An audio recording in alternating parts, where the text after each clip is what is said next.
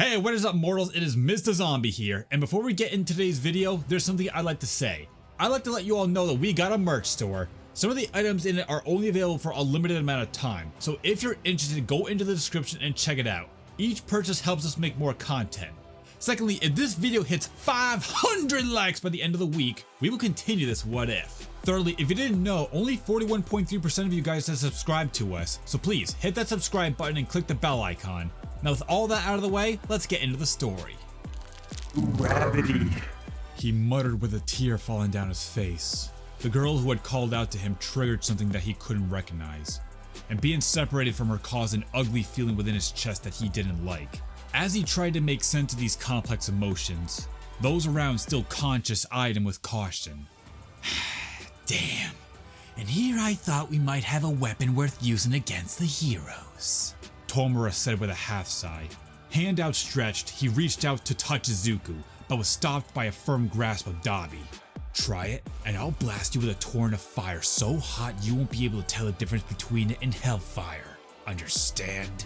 Dabi warned with a scowl. Again, he wasn't alone in this stance. Those still conscious glared daggers at Tomura. No one makes the things I like bleed but me! Toga said, drawing a pair of knives in her hand, ready to strike. Stop right there, handyman! Twice announced, striking a pose. What the hell are you morons doing? Can't you see you can't control him? Sooner or later he's going to turn against us. I'm doing what needs to be done, Shigaraki announced. His words failed to reach the ears of his contemporaries. We heard you, and we heard what the man behind the curtain said. The brainwashing wasn't as effective as I thought. Do you think we're idiots? Dabi said, slowly burning Shigaraki's wrist. Your boss betrayed Stain. They made All Might's son like this, which means that Spinner was right and Stain wanted to return the kid to his parents. Which means that he was the true hero, and that mistakes were made. No one's infallible. We're only human. But you're so immature you can't see the value of his life. Dabi pointed at Izuku. He was someone that would have died to protect anyone from harm. I know this, because Stain himself went through a lot of trouble to fix his mistake. If you want to be the same as those heroic fakes, make another move and we can embrace the unknown. Together. Dabi warned with the wrath of 1,000 flames behind his eyes. Is that why you're doing this, Stain? Are his sermons all you stand for? Shigaraki glared with hatred at Dabi, fighting the urge to kill the other man for daring to scorn him. Of course I don't. If I did, I would have raised my damn hand with Spinner or taken him to All Might himself. I want to break down the foundation of this corrupt society and hold heroes accountable for their actions, so that no little boy or girl ends up looking like me. Dabi ran a hand over the scars on his neck. I'm here because something needs to be done, and I'll use whatever advantage I can to accomplish that task. All Might's son, for better or worse, is one of us, broken and deformed because of the failures of this society. Look at the faces around you. We all see a bit of ourselves in him, and while you want to ignore it and fight it, you do too. Toga, Twice, and the other members of the League who woke up during the disagreement shared Dabi's scold and temperance. None of them were pleased with Shigaraki's hot and cold behavior towards their new recruit. What do you all know? It's because of All Might that this society is so weak. It's because of him that I ended up on the street with no one. Which is all the more reason for us to take the broccoli boy with us. All Might is a symptom, not the cause. He actually cares and thinks he's making a difference. Did you think you are the only one society has neglected while worshipping him? Spinner barked in anger. if you kill him, a person who sacrificed himself for others, all you'll end up being is a hypocrite that needs to be put down. Mustard chided as he dusted himself off. Defeated, Shigaraki lowered his hand. He agreed with him internally. He had been let down by the society All Might helped prop up, and while the man made him sick, Shigaraki knew for a fact that the blonde fool believed in what he did. Keep him away from me.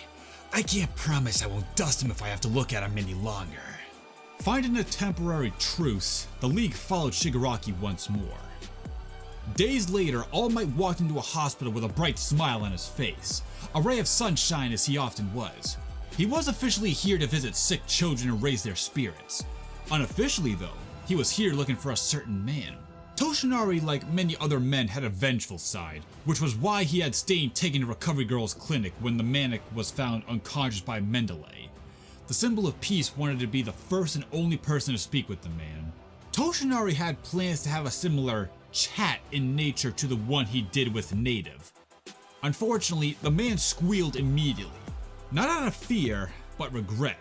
An info cache had been dumped at his feet, and as much as he wanted to make Stain pay, he knew that it was pointless. Stain would welcome the pain, and even death. That killer was a fanatic, and fanatics couldn't be held to the same standards as someone as truly vile as All for One. He'd even been denied his redemption by that man, which left All Might with a great deal of pent-up frustration left untapped. He signed autographs, took pictures, smiled, and found his target. It only took him 10 minutes of his hour, but when he laid eyes on the man responsible for his sorrow, the man's soul left from his body. When All Might's eyes failed to leave the man, the hamster-shaped doctor gave All Might exactly what he wanted. The floor gave away underneath him and a large tar-colored hand reached out to take a firm grasp of the blonde. For the first time in weeks, All Might smiled from the depths of his heart. Detroit Smash! Lacking the exuberance that his trademark move embodied, All Might casually threw a half-hearted smash. The head of the large bulbous Nomu exploded as a shockwave shot through his being. No shock absorption this time! Unlucky you. All Might cracked his knuckles as Dr. Ujiko scrambled, fumbling over himself in a vain attempt to escape. All Might walked, but not at a snail pace, but just slow enough so that when the good doctor looked back, he'd be looking into his cold, merciless eyes 6 feet behind him, while maintaining the smile he wore when their eyes first met. All Might stalked closer. Get the vein from me!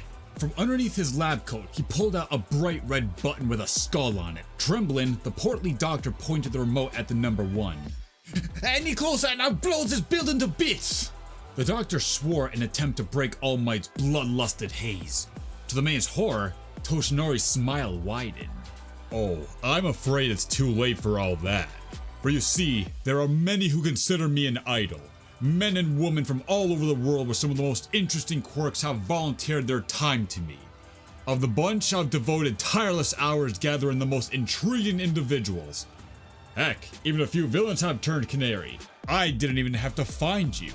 They did. All Might eyed the man, daring him to press the button, and he did to the result of nothing.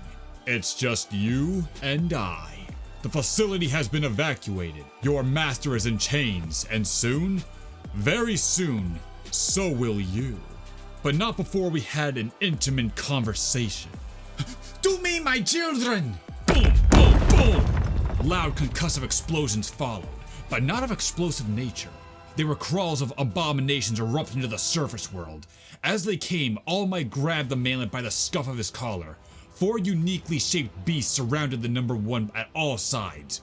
They were the completed high ends, created to end the lives of Japan's top heroes. One wore a hood made of its own skin. The second was round with a large mouth. The third had a long tentacle attached to its head and was female. And the final creature had what looked like a helmet for a head. The beasts stared at the capture of their creator. A momentary pause followed. Suddenly, All Might threw a smash upward through the ceiling. Before jumping through the opening, the creatures followed after All Might with snarls and scowls. With an audible click, his feet tapped against the roof before he sprung out in a sprint. The hooded Nomu was the first to emerge. It used a jet propulsion quirk to jettison himself at the symbol. The Nomu shot its arm out. It elongated and expanded to take hold of the blonde. Toshinari used his speed and honed reflexes to slip underneath the limb.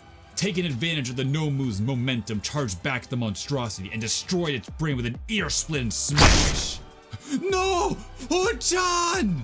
Ujiko cried, watching one of his masterpieces get destroyed before it could regain its full senses. Decades worth of research were reduced to nothing. My precious boy! Hearing those words drip from the twisted man's lip flipped the switch in All Might's head. He tightened his grip on the man's fat neck and rushed forward. With his free hand, he chopped the head of the round Nomu off before cocking it back and removing the head of another with a violent yank, crushing it in hand. The doctor wailed in a mixture of terror and grief as he was forced to bear witness to All Might's brutality. Space deteriorated near the hero's head as the last of Ojiko's creatures attempted to remove the symbol's head with a space deteriorating quirk. However, before the Nomu could dream of succeeding, its skull was bashed in by the backhand of All Might, littering the roof of the building with bodies. No! You monster! How could you go this far? Ujiko wept, unable to go to his children's aid. The pain he felt was replaced with terror as Toshinori lifted the man by his coat and stared him dead in his eyes. Your children, you say? What would a man like you know of family? He raised his fist in preparation to throw a final smash. Before he could, 2 torrents of fire scored the air and 2 other creatures hit the ground melting. Mocha-chan! Johnny-chan! You're getting sloppy out here, All Might. Endeavor announced from behind the man. This operation is over, my friend. We've done all we can. It's time to head back. Grudgingly, All Might complied, lowering his fist and taking the man in. After the man was put in a cell, he was to be interrogated by Aizawa. So he went to the one place no one would follow him, in his office. Unfortunately, someone was already there waiting for him. Are you going to pull another all-nighter? Inko said in disappointment. I don't have any other choice. He replied, shrinking back to his inanimated form. She knew everything about him now thanks to Torino. There was no point in hiding this part of himself from her. Please, have a seat. She patted on the leather couch, inviting him over. I'll find him, if it's the last thing I do. I promise. Inko sighed. Are you promising me or my mother? She asked, taking his hand as he froze. Since you've started avoiding me, I've had a lot of time to think, and I feel like you need to rest. You're killing yourself, and if my mother or Izuku saw you like this, they'd beg you to stop, Inko said with tears in her eyes. I was angry when I found out my Izuku got a quirk, because of the dangerous path it set him on. But my son would have found a way to get him into trouble with or without you. All you did was give him the best chance of having his dream. What happened isn't your fault. It was just the worst of luck. It pained her to admit this truth, but All Might needed to hear it, because if he didn't, he wouldn't last much longer. She gently took the sides of his face. I can't say I forgive you because there's nothing to be forgiven. But if you keep pushing yourself like this, if it kills you, I won't be able to face my son again. So please, rest. His armor cracked as he laid his head on her shoulder and cried. I'm sorry. I'm so sorry. He continued as he took hold of her. He cried until he fell asleep for the first time in days in her arms, as she rocked him back and forth. Before we get back into the story, I would like to say that we got a second channel called Anime Deep Dive. Anime Deep Dive goes over the hard facts of the anime presented. Now, in case if you guys didn't know, we also have a third channel called We the Celestial Naruto What If. We the Celestial Naruto What If mainly focuses on our Naruto What If series. If you're interested in content like this, please go check out the description below, or click the eye icon at the top right corner. Now with that out of the way, let's get back into the story. Weeks later, the League was on their own. No resources, no connections, and no lair to call their own. No one was willing to do business with them for numerous reasons, but the biggest was currently sparring lightly with Toga in the abandoned warehouse. So for days, they've been on the streets surviving, until Twice met someone who offered them an opportunity, which was why they were here. Toga's partner stopped moving and pointed towards the door. The League followed the direction, and from it, 2 people walked in. It was Twice, with a man who wore a plague mask. His name was Kai Chisaki, or as he was going these days, Overhaul. Good evening.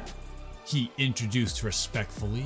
My name is Overhaul, and you must be the League of Villains, the former pieces of our once great king. I've decided that having you on my side would be more beneficial than detrimental, so I'm prepared to make my only offer given your current situation. Join me, and I can help you weather the storm you've caused, or continue your lives of squalor until All Might finds you. This did not go over well with the League. The man before them clearly thought little of them, no doubt wanted to use them for their name recognition to boost himself. You think you could just come here and boss us around, honey? Magni demanded, lifting her magnet. We came together to live our lives how we want. No one's gonna boss us around. She charged, activating her quirk, dragging Chisaki near her. But with one touch, she was obliterated. The reaction of the League members was immediate and decisive. Compress began the quickest, jumping in to seal Overhaul, but his quirk failed to activate and costed him an arm. Starfish, play fetch! Toga barked out. With Dabi gone on a mission with Kurogiri, she was left in charge of Izuku for a limited time. Following her commands, his eyes became dull as his body glowed, and his right arm bulked as he sprinted to Overhaul. Shield! Chisaki demanded, prompting one of his men to get in front of him. Deku's artificial limb coated itself in translucent fluid that hardened and caved the man's chest in, killing him on impact. Shigaraki ran up behind Midoriya, jumping off his shoulders and reaching out for Overhaul. The leader of the League managed to take hold of the man's mask, but fell short of being able to decay him outright. Reinforcements for Chisaki arrived, bursting through one of the walls. The Yakuza leader regrouped with his men, bringing an end to the conflict. You have promise. But make no mistake, you have limited options. Think about my offer. Overhaul tossed him his card and left with his men. The League had been handed their first defeat. At the same time, a crimson-dressed man kneeled before the skeletal form of All Might. It brings me no pleasure to have you within my presence, and even less peace that you are not behind bars. I have need of you, and since you are capable, I have no choice but to make use of you. Toshinori growled as he tossed the file at the kneeling man's feet. These are the various leads that have come in. Use them to begin your search. If you come across anything worth knowing, you will report it to me using the phone I have provided. You will involve no more vigilantes in your search. That pop step girl was nearly sent to Tartarus until I stepped in. Now, go and find my boy, so that his mother can rest easily once more. Yes, All Might. The fanatic swore, taking the file and leaping out of the window. Alone, All Might closed his eyes and sighed. Another took hold of his hand. It'll be okay in the end, Inko said assuringly. I pray you are right, Inko-san. I pray you are right. Thank you all for watching the video to the end. Now, there are a few more things that I'd like to go over before the video ends. On behalf of We the Celestials, I'd like to thank the writer and editors for this video. Their details will be in the description. If you're a voice actor, editor, or writer, or you're interested in being one of those, go to the Discord that's in the description of this video and hit up the head of one of those areas. We're always looking for more members to join us. That's it from us for today's video. So thank you all for watching, and don't forget to hit that subscribe button if you're interested, and hit that like button if you liked the video. Until next time, peace out, mortals. Have a fantastic day.